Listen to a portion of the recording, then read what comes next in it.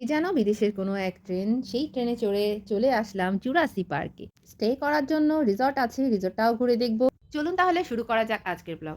আসসালামু আলাইকুম, সবাই কেমন আছেন? আশা করছি সকলেই ভালো আছেন। আলহামদুলিল্লাহ আপনাদের দোয়ায় আমরাও ভালো আছি। বেড়াতে বের হয়ে গেছি, চলে যাচ্ছি সাফিনা পার্কে। রাজশাহী গোদাগাড়ি সাফিনা পার্ক চলে আসলাম, নেমে গেছি আমি আর নাবিলা। এখন ভেতরে যাব। মাইনা আর মাইনার আব্বু একটু পরে আসবে, আমরা ততক্ষণ ঘুরে দেখি। তো ২টা টিকিট কাটবো। নাবিলা চলে গেছে কাউন্টারে, টিকিট কেটে নিল। এক একটা প্রবেশ টিকিট হচ্ছে ৫০ টাকা করে। তো দুজনে আমরা টিকিট কেটে এখন আমরা ভেতরে যাচ্ছি। প্রবেশ গেটটাও কিন্তু বেশ মাশাআল্লাহ অনেক সুন্দর। দেখে মনে হচ্ছে না আমাদের গরিবের ডিজনিল্যান্ড। ঢুকতেই ডান সাইডে এই যে এরকম ডাইনোসর, কেউ ডান্স করছে, কেউ ড্রাম বাজাচ্ছে, মিউজিশিয়ান ডাইনোসর না? বাহ, ডাইনোসরটা ডাকছে। ও বাবা! তবে জুরাসিক পার্ক মুভি দেখছিলাম, সেইখানে বলা হয়েছিল এটাকে শাকাহারি ডাইনোসর। কি সুন্দর সাদা একটা ট্রেন। নাগরদোলা আছে, পার্কে ঢুকে গেছে। হ্যাঁ, নাবিলা বলছে মনে হচ্ছে জুরাসিক পার্কে ঢুকে গেছি। ডাইনোসর দেখতে পাচ্ছে, মানে ডাইনোসরের গর্জন দিয়ে দিয়েছে। এখনো তৈরি হয় না। এইখানে একটা বড় সড়ো ওয়াটার পার্ক তৈরি হচ্ছে, কিন্তু ভিতরে ঢুকলাম না, কাজ চলছে, কারেন্টের তারটা ছিটানো ছিল। এটা হচ্ছে একটা রোবট গাছ, সে সবসময় কথা বলে। আর এই সাইডে হচ্ছে পিকনিক স্পট, অনেকগুলো ছাউনি করে দেওয়া আছে। এগুলো নিতে হলে অফিস রুমে কথা বলতে হবে। এগুলোর জন্য মনে হয় আলাদা করে পে করতে হয়। এই যে রান্নার ব্যবস্থা, চুলাও আছে, রান্না করে খেতে পারবে। এগুলো সব ওয়াশরুম। যাই হোক, আমরা আসাতেই এই জায়গাতে একটু বসে বিশ্রাম নিলাম, কারণ প্রচুর রোদ, মাথাটাও কেমন করছে। তো ভাবলাম যে এই রোদের সময়তে যেহেতু এসেছি, একটু আরাম করে নিলাম। আর ঢুকতেই আমাদের হাতে একটা মেনু থামিয়ে দিয়েছে। ছোট্ট একটা কার্ড লাগছে দেখে, কিন্তু এটা একটা খাবারের মেনু। আর খাবারের মেনুতে কি আছে সেটা আপনাদের সঙ্গে শেয়ার করলাম। আর আমি দেখি দুপুরে হচ্ছে এই হোটেলটাতেই খাবো মনে করছি। পার্কের মধ্যে ঢুকে যাচ্ছে নাবিলা, মানে অভিনয় ভালো, জোরতাল অভিনয় করে, কাঁধ জোরে, হাসতে হাসতে না, রিয়াল। যাই হোক, এটা দেখে বুঝতে পারলেন নাবিলা অভিনয় অনেক কাঁচা। ওয়াটার পার্কটা কিন্তু অনেক বড়, আমি বাইরে থেকে একটু ভিডিও করে দেখাচ্ছি আপনাদেরকে। এইটার জন্যই মনে হয় মানুষ আসবে, এখনো কমপ্লিট হয়নি, চলছে। আর এখানে ভূতের ঘর। চলে আসলাম আমরা স্পিড বোর্ডের এখানেই টিকিট পাওয়া যায়। আমরা টিকিট কেটে ওইখানটাতে উঠবো। তো ওইখানে উঠতেও নাকি আলাদা টিকিট কাটতে হবে, বোর্ডের টিকিটও আলাদা কাটতে হবে। তো চলে আসলাম আমরা টিকিট কাউন্টারে টিকিট কাটতে। আমাদের আজকে যত টিকিট কাটার দায়িত্ব সবকিছু কিন্তু নাবিলার উপরে। ব্রিজের ওই পার যেতে লাগবে ৩০ টাকা করে, আর স্পিড বোর্ডে উঠতে হলে ১০০ টাকা করে টিকিট। তো চলুন তাহলে এবার কি আছে দেখি, টিকিট কেটে যেতে উঠতে হচ্ছে। খুবই রিস্কি, কেউ উঠে না, নাবিলার কাছে ভয় লাগছে। আমার কাছে লাগছে না, তবে একটু হ্যাঁ সাবধানে উঠে।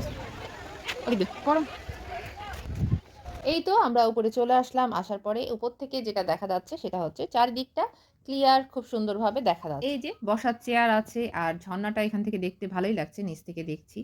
তো যাই হোক, আরো আছে একটা জিনিস, কলা। এই যে এখানে ছবি তোলার জন্য মানুষ একদম হুড়মুড় করে পড়ে। দেখেন আমাদের নাবিলাকে দৌড়ে গিয়ে বসে গেল ছবি তোলার জন্য। তো এরকমই চলে এখানে। আর এখানে হচ্ছে লাভ গাছ। আসলে এত কষ্ট করে উপরে উঠে দেখার মতন তেমন কিছু নাই। তবে এইটুকু ভালো লাগে, উপর থেকে এদিক ওদিক চারিদিকটা ক্লিয়ার দেখা যায়। তো যাই হোক, আমরা আবার নেমে এদিক দিয়ে চলে আসলাম। অনেক বড় এরিয়া, অনেক হাঁটতে হয়। আবার পিকনিক স্পট আছে, ওইদিকে আছে এদিকে আছে, দুই মাথাতেই যে যেখানে পিকনিক করতে চাও। আর আমরা একটু বসে হচ্ছে চটপটি আর ফুচকা খেয়ে নিলাম, দেখতে এসেছি কটেজগুলো। এখানে আবার বাইরের মানুষ হচ্ছে, ভেতরে ঢোকা যাবে না। তো আমি আবার বললাম যে আমি ভিডিও করব, সেই জন্য আমাকে নিয়ে গেল ভেতরে। জিজ্ঞাসা করলেন উনি যে কোন কটেজটা দেখবেন, তো আমি আবার এটাই দেখতে চাইলাম।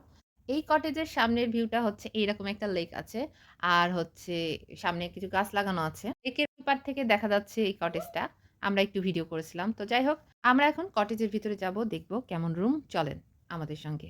এই হচ্ছে রুমের ভেতরটা, ডবল বেড আছে, সোফা আছে, আর টিভিও আছে।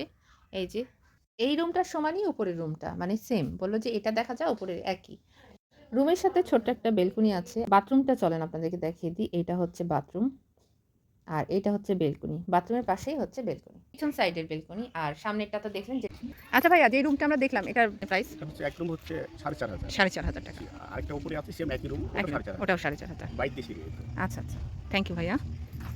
এই কটেজগুলোও কিন্তু সেম, কিন্তু এটার যেটা হচ্ছে এটা ডুপ্লেক্স, এটা সম্পূর্ণটা নিচ উপর মিলেই হচ্ছে 4,500। এটার আর ভিতর দেখলাম না, বললো সবগুলোর ভিতর নাকি একই। আরও কিছু কটেজ আছে ওই সাইডে 3,000 করে, সেগুলো দেখেছেন। আর এইরকমই ভাড়া 4.5, 3, এগুলো হচ্ছে 24 ঘন্টার ভাড়া। আপনাদেরকে জানিয়ে দিলাম, ভালো লাগলে ঘুরে যাবেন।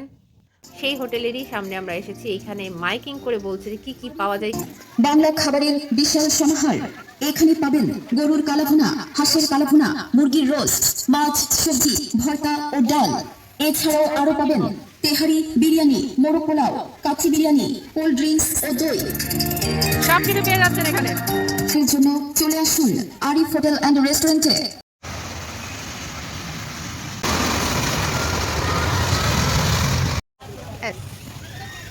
মাইনা জ্বলছে। মাইনা জ্বলবে যাবে তো।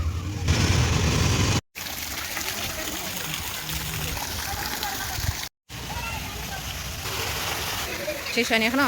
আচ্ছা। ভূতের ঘরে টিকিট কাটলাম 50 টাকা করে একটা। ভিতরে ঢুকে দেখা যাক কি হয়। ভূতের ঘরের ফিলিং শেয়ার করলাম না, ঢুকলেই দেখতে পারবেন আমার মতন। আমি যেমন জানতাম না, ঢুকে দেখলাম।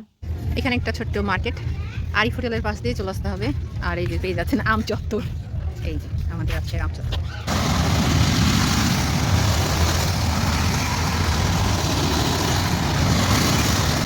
এই আম চত্বরটাকে কি নোংরা করে রাখছে, একটি ডাস্টবিন একটি পলিথিন।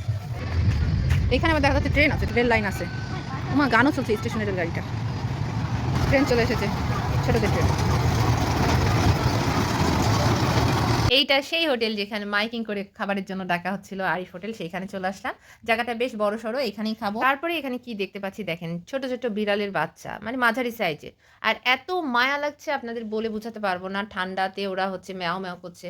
আসলে বিড়ালের ঠান্ডা কিন্তু সহ্য হয় না, ওরা একটু উষ্ণতা খুঁজে। তো কিছু করার নাই, এত দূরে আমি কিছুই করতে পারছি না। মন চাচ্ছে ওদেরকে আমি বেঁধে নিয়ে চলে যাই বাসায়, কিন্তু বাসায় অনেক বিড়াল আমার। রোস্ট আসছে, পোলাও নাই, পোলাও শেষ হয়ে গেছে, তাই নাবিলার মন খারাপ। তিহারি আছে, খাবে না। হ্যাঁ, কাচ্চি টাচ্চি আছে, ও খাবে রোস্ট পোলাও। রোস্ট আছে, আসছে। এই যে নাবিলার রোস্ট আর আমার কালা বোনা। এখন আমি খাচ্ছি আইসক্রিম আবার। এই কথা যদি তোমার আব্বু জানে কি হবে? অনেক। আমি খাচ্ছি চা।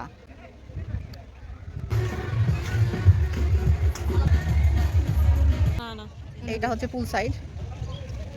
এইখানে প্রবেশ মূল্য হচ্ছে 100 গোসল করলেই পা ফেললেই 100 টাকা। হ্যাঁ, মানে ঢুকতেই 100 টাকা। সেখানে তুমি গোসল করো, বসে থাকো, যেমন তাই করো, 100 টাকা।